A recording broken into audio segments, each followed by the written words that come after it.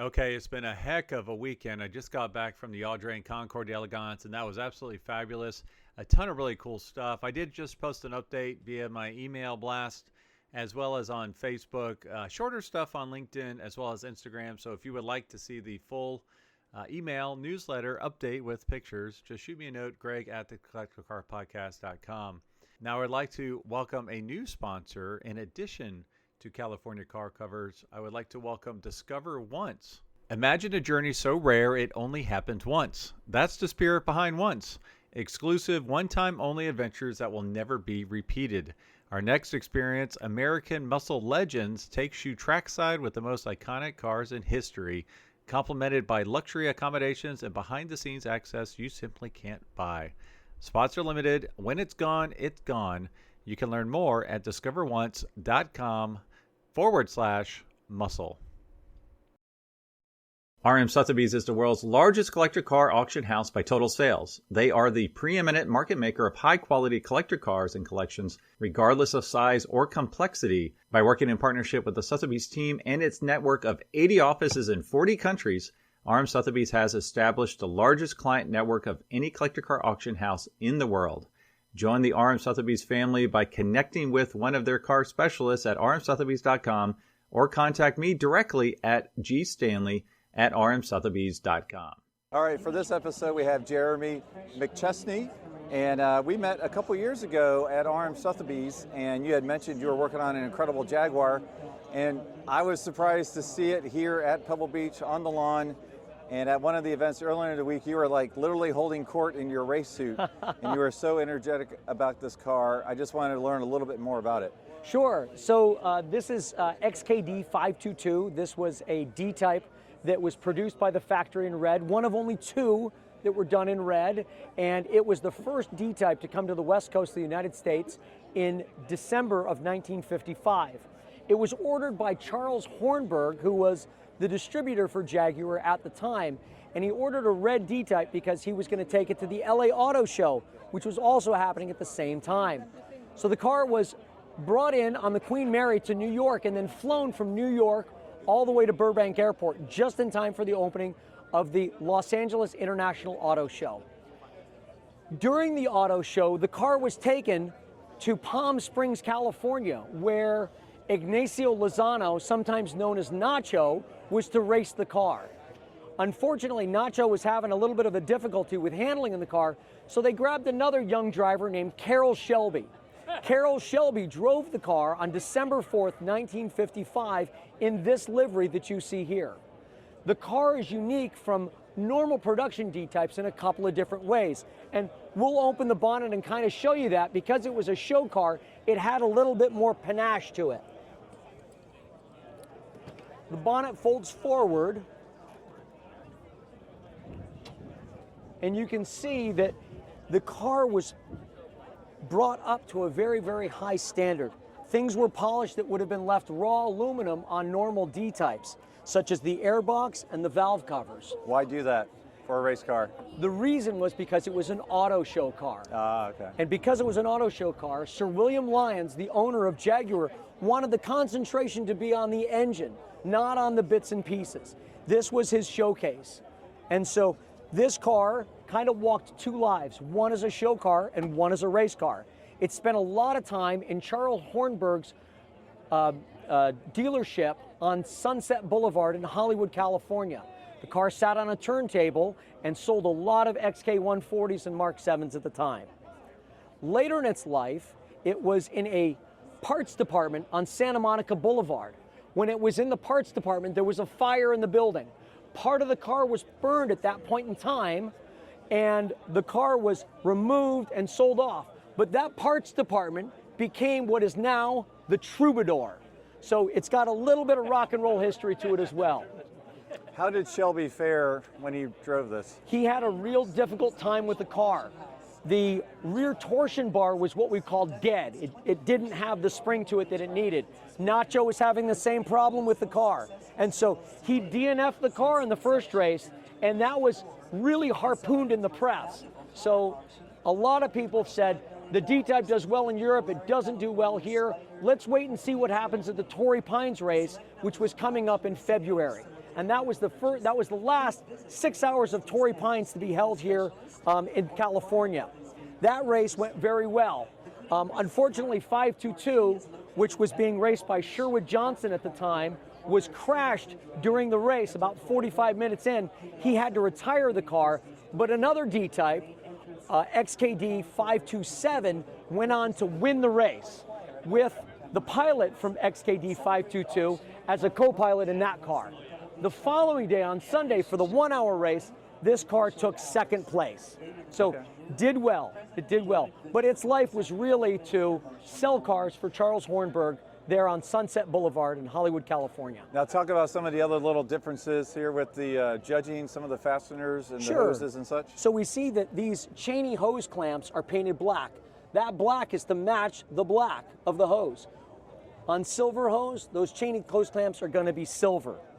This phenolic piece that separates the wires would normally left a kind of a brownish color, whereas here it was painted silver. Trying to find a couple other things for you here.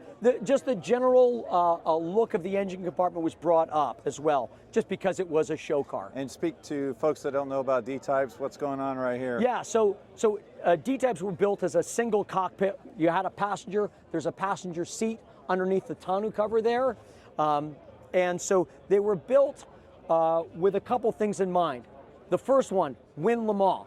And so in order to do that, Jaguar had to reduce the overall frontal area of the car. And they did that by taking this engine, the XK engine, and they tipped that 8 degrees to the side. So if you look, the engine doesn't line up. As a matter of fact, nothing on this car lines up. It is incredibly asymmetrical. So the engine is cantered over at 8 degrees, carburetors sit at this angle, and that was to reduce frontal area, increase the overall speed on the Mulsanne straight. That's why we have this beautiful wraparound windshield here as well. Awesome.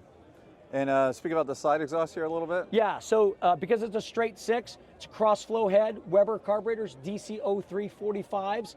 Your exhaust goes out the side and then runs right out.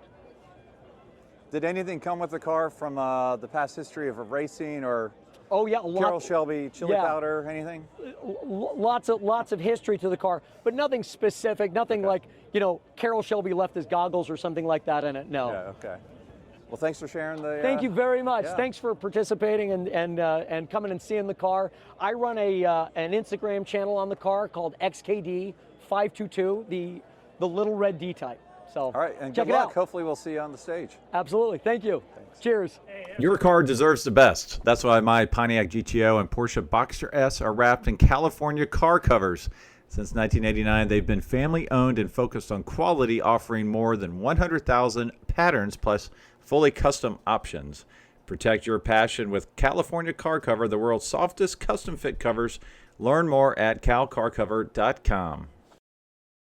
All right, Mike, we are at the Quail, and you were on the podcast talking about this incredible Aston Martin that you guys were working on, and it is debuted, and it is right here, and man, you guys, talk about knocking it out of the park. I cannot believe what a sexy, incredible car this is. So tell us a little bit about it and some of the cool features of it.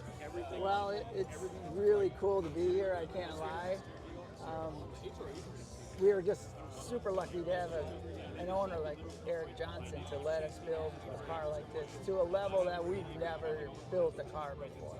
As far as really almost scratch built. Yeah. Well, and we talked about this just prior. I mean, it's just such a athletic, sophisticated, sexy, muscular car to begin with, and you kind of enhanced all that. So if you would just walk us around the car, tell us some of the cool points. I mean, I know it's all custom, like every part you guys had to make. Every piece of this car is either taken from a new OE or we made. The body panels, we made the whole car. I mean, the whole car, okay. All carbon. Well, since they just popped the bonnet, not the hood, it's the bonnet, right? Yeah. We got to take a look. Tell us what we're looking at here. Well, it's a Coyote supercharged with a hair up supercharger, a Wagner Motorsports 5-liter Coyote Gen 2. The hair up is, we had them remake the whole supercharger because we wanted it to come out the front for the design so that the hood seals onto the airbox. Okay. So we gave hair up This is where that supercharger has to end up. So they had to make a whole new throttle body, everything just for this setup here. The whole car is carbon, A side, B side. Blend all the wheel tubs. It seals onto the upper, so it actually seals, so all this crap doesn't go anywhere. No. Close-out panels. Yeah, I mean, there's just so look at this. much. This carbon freaking literally everywhere. Even Wow. finished, like this is the B side of the carbon, normally super rough. Yeah. Finished it. This is actually the A side. The good side is the part you really don't see. Yeah. Talk about the wheels. Those are some of the best looking wheels I've ever Yeah, seen. if you look behind you, this is the original wheel. There's the original. That's a bar we made for the quail out of the original car. So you made a bar out of an Aston Martin. Yeah, well, this was a wrecked one. It was a wrecked. All right, people. But we just don't kinda send me hate threw it mail. together to- Don't send them hate mail. Yeah. But look how sexy that wheel is, man. You guys should just, that. So that was the influence from that wheel. We had these, and I had never seen that on a wheel before. And I really like the spider look of the original wheel. So this what is that? A just 20-inch? 19 in the front, 20 in the back. So that's what I love about it. You're not extreme. You're not putting 22s. No, we don't want. No, Yeah. If I could get brakes and get a tire, like I've always said, why don't they invent a tire? Because you can make the wheel Yeah. a tire with like a 15-inch sidewall, so a 15-inch outer, Yeah. and an 18. So they can make a tire that had two different bead sizes. So Right. you could really have big brakes, but Right. create an old school feel with the cars. I don't know Right. why the manufacturers don't do it. Well, walk us around. I want to get a shot of this closed up after we're done here. But tell us. So it's got Gentex, who's a big partner of ours. They do all like OE mirrors. Probably everybody we're seeing now Yeah. has Gentex mirrors on them, rear view. Okay. So we made one-off mirrors with our logos in them. Yeah, got the logo in there. Very nice. Carbon top. But this interior, just gorgeous. Yeah, it's all machine panels. All this is printed stainless. We joined I the love flags. that. Join the flags. See, that's the thing is everything you do is top-notch quality. Yeah, everything you see in this car is definitely functional, from the air intakes to the brakes. Oh, functional. Yes. And then what's the transmission there, man? That's a This sexy. That's a shifter. It's printed. You can see through it. Oh wow, you can see through it. Look at that. Wow. So what is the transmission in this car? It's a Tremec with a torque tube and a transaxle in it. Okay. Car scaled. It's heavy. It's 4,200. 6-speed. 6-speed. Okay. And then, what'd you say? 20s back here. 20s, 13-inch. Wow. 20 by 13s. Oh, look, they just opened the boot. So now, tell me about the glass. Had to make it all. You had to make all the glass, Yeah. Except for even the front. windshield. No, the windshield we cut down. Okay. But the back glass, it's the same profile. We tried to cut that notch out of a original glass. Yeah. Can't do it. It just breaks. What does it cost to get a piece of glass made like that? All in, probably 10 to 15 grand. Yeah. Right. Now I love this. So The Now- original cars had two fillers. we got two wanted- fillers, Yes. both to gas. Yes. Oh, that's cool. They go to the same tank. The original cars had that, so we wanted to retain that. And you got an integrated backup camera up top. Man, look Yeah, at this. that's not. It's the rear view mirror. 'Cause Rear this view car- mirror. So Gentex built this Okay. really live 180-degree rear view mirror. Yeah. Gentex made us the actual lenses inside. Holy cow, look at that rear end. Man, tell me about the exhaust down there. We machined all that. You machined all that? Yeah. So we machined this out of a stainless, and then we put carbon in between the other end of the stainless. Wow. Too. And just the stainless alone, because there's a lot more than you see here. Yeah. The chunk of stainless was $1,000. Wow. Just the yeah. metal. I love the tag shaking. Yeah, not stirred, baby. Yeah, that's right. So how loud is it? It sounds like a Coyote, but we did put twin crossovers on it. So Wow. it sounds really good. Yeah. Haven't buzzed at the 8 grand yet, but it's capable. Wagner Yeah. built it capable of 8,000. All right. So the steering wheel, we tried to represent the original style wheel. The stocks, if you know, if you know these cars, they had that pod on them, and we machined our own and made our own, but it looks like the factory style. Yeah, just stunning. So you machine that? Yeah, machined that.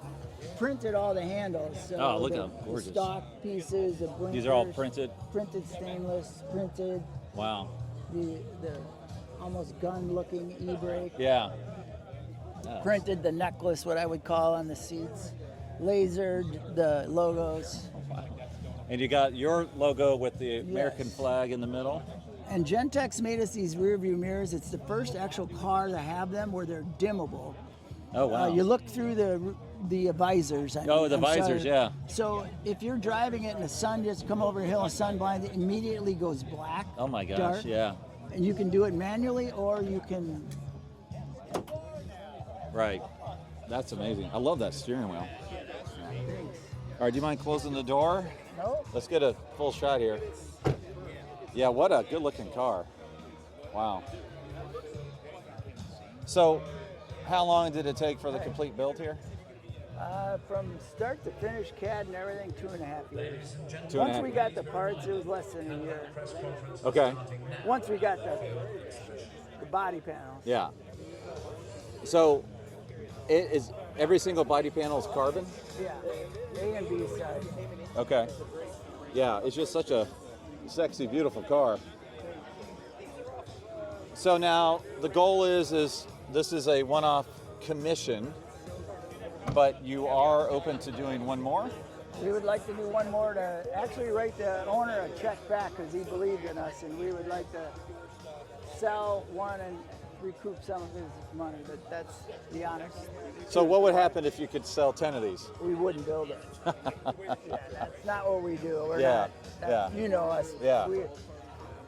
We don't build two of anything. Right, So right. this would be something. Yeah. But So we've never went to this extreme before. yeah. So if you want one of these, obviously contact the Ringbrothers. This is incredible. Thanks so much, man. Yeah, appreciate it.